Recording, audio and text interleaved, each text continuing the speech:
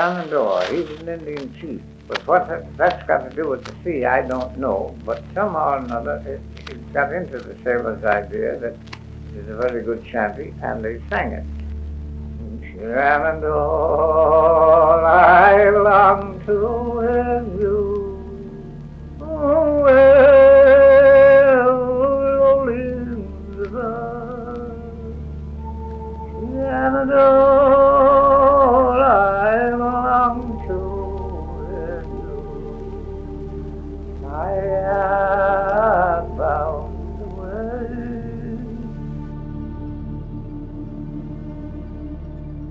The Great Lakes have always felt haunted. It's hard to imagine today what it would have been like to set sail on the lakes 100 years ago. Most ships had no wireless equipment. Once they left visual range, they might as well be in outer space.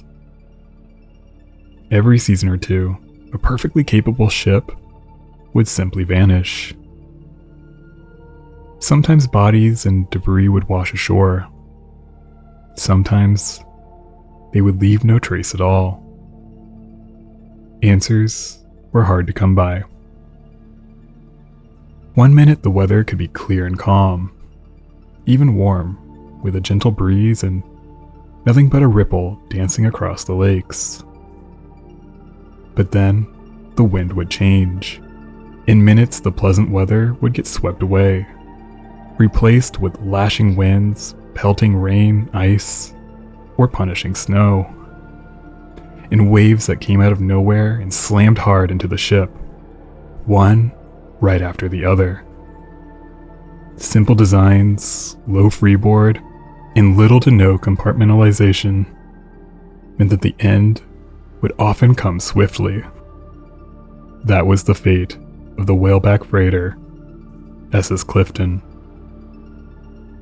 Now, in my opinion, Shenandoah was first sung by the logging men coming in from the woods in the spring of the year, and generally that's where the shanties first began.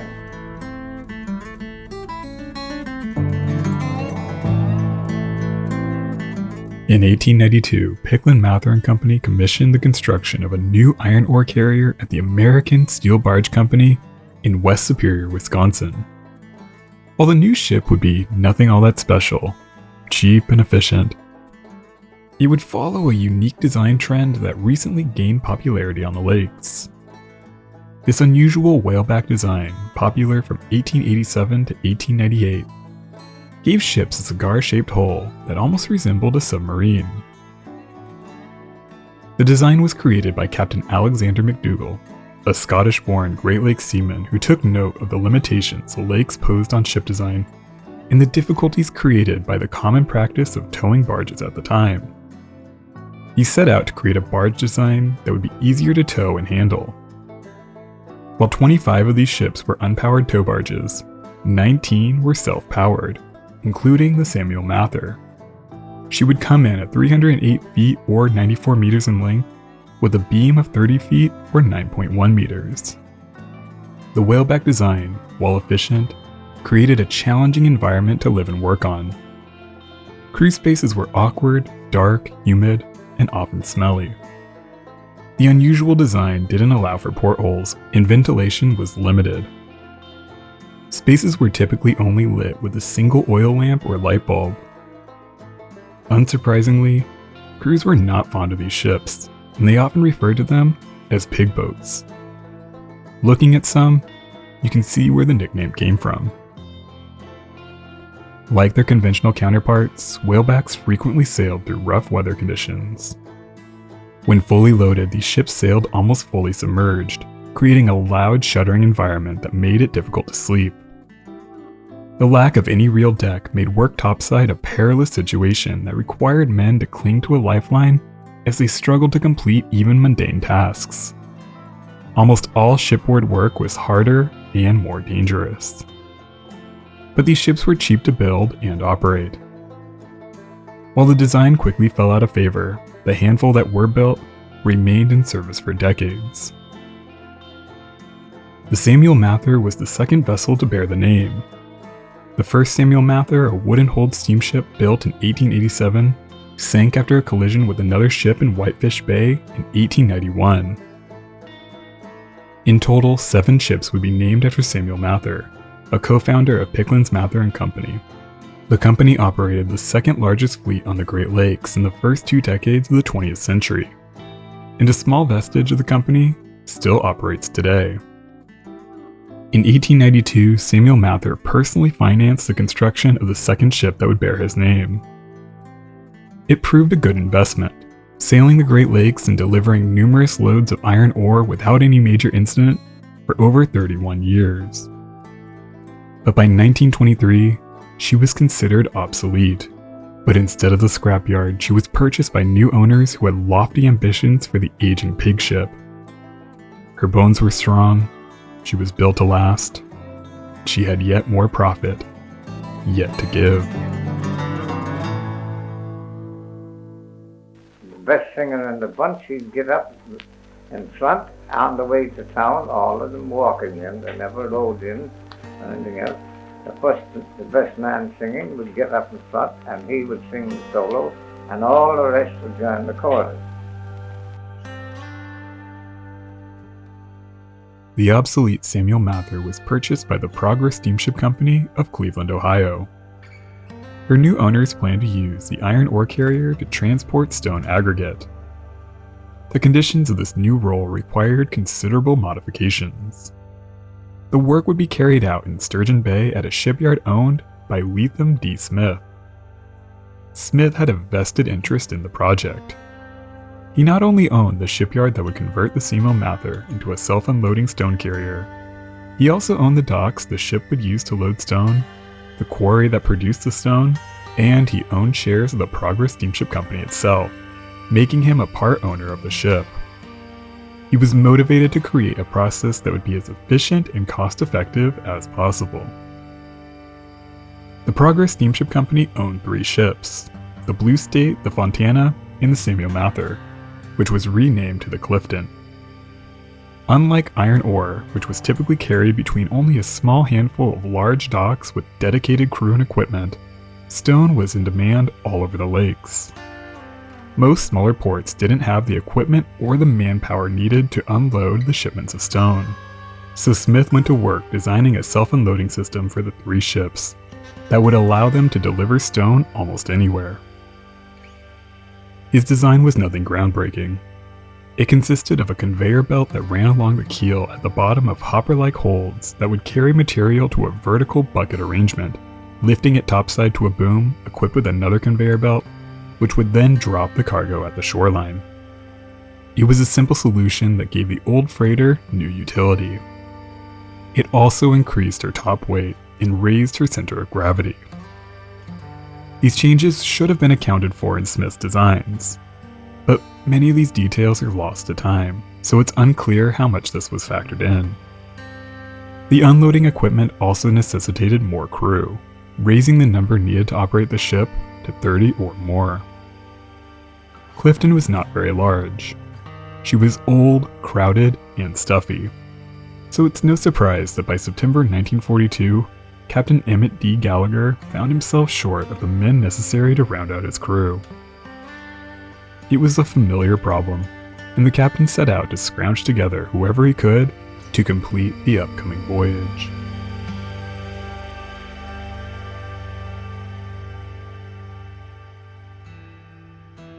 Now this Shenandoah, it's only a short one, but I'll do the best I can with it. How did you? Huh? How did it sound? I'm going to now.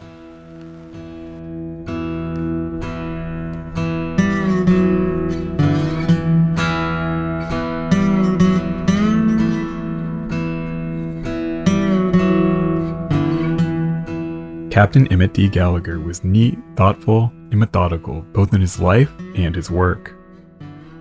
His cabin was always immaculate. Every belonging had its place and its purpose. He only carried with him the bare necessities, no knickknacks or trifles.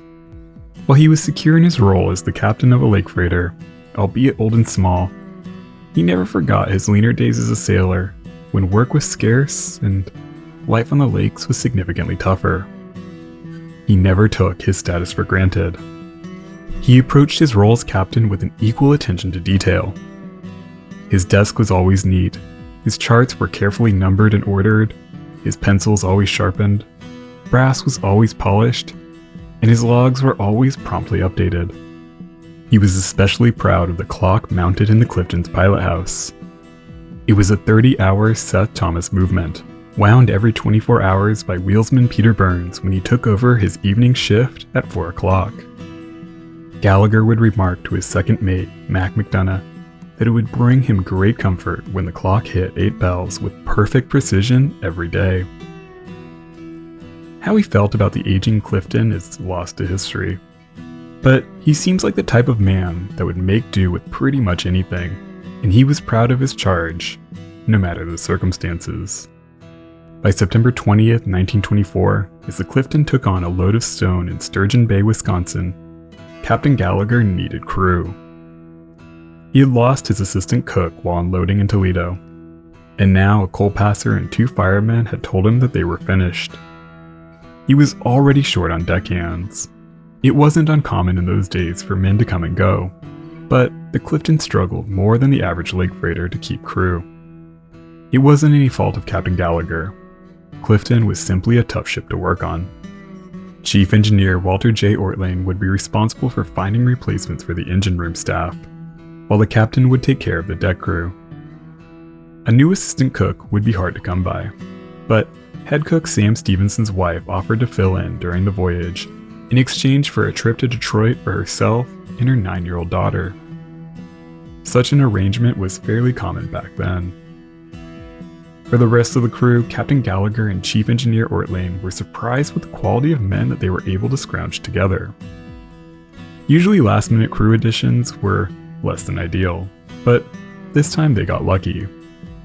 Down below, 21-year-old Robert Stedman and 19-year-old Harold Hart signed on to work as coal passers.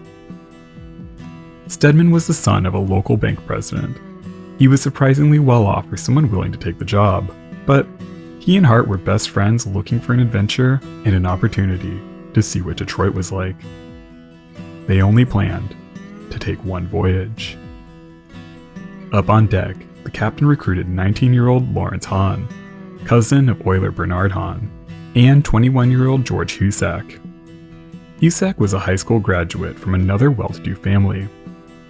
He'd been offered the opportunity to study at the University of Wisconsin or join his father's tailoring business, but he was an independent young man who wanted to make his own way in life. He had worked 2 summers in Sturgeon Bay and built a strong connection with the community. He knew many of the men who worked on the Clifton, and the opportunity seemed like a natural fit. With these men, Captain Gallagher had enough crew to set sail.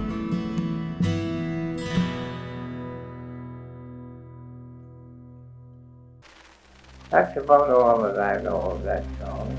It ain't a very long one, but it originally was sung by the woodsmen, loggers coming in from the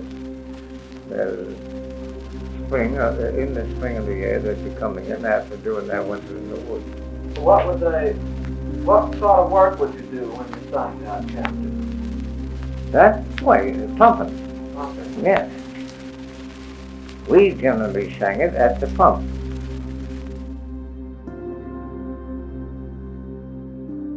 The Clifton departed Sturgeon Bay at 4 p.m. on the afternoon of Saturday, September 20th, 1924. Soon, Captain Gallagher and the 30 on board eased their way into Lake Michigan. They carried 2,200 tons of stone, consigned to the Birmingham Sand and Stone Company in Detroit, Michigan. 19 of those on board were local to Sturgeon Bay. 3, including Captain Gallagher, were from Beaver Island, Michigan. The captain always did what he could to help men from the small island community find work, and there were always 1 or 2 amongst his crew. The weather was calm and clear. It seemed that the end of summer was still weeks away, and it promised to be an easy voyage.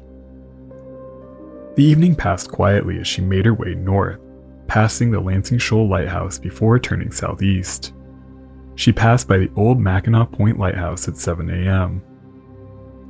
The station dispatched a telegraph to her owners to report her position.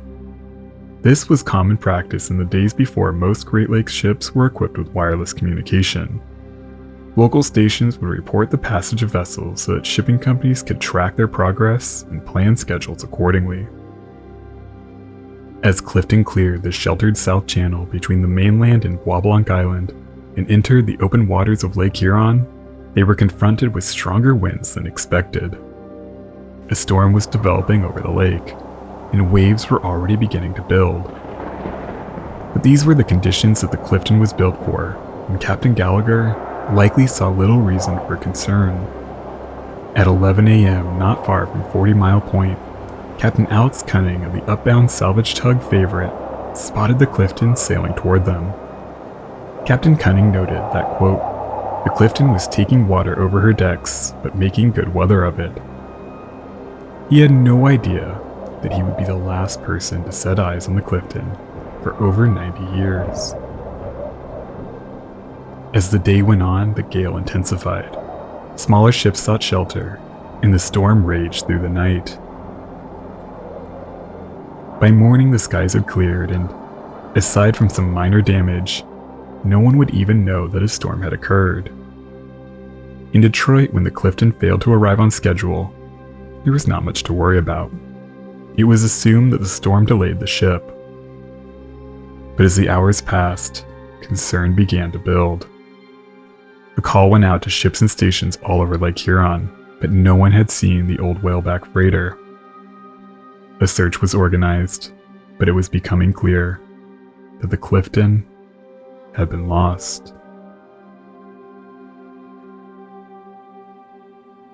Now, Shannon, she took my fancy away,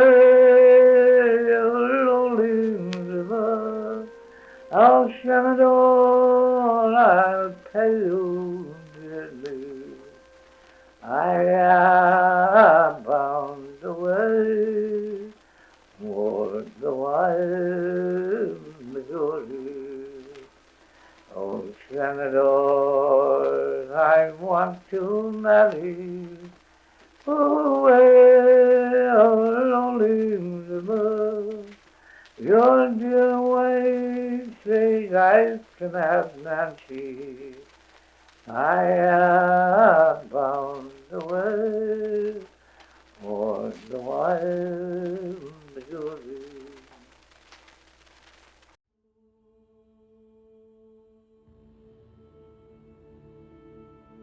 From the earliest days of ocean travel, song has been a fixture of life at sea.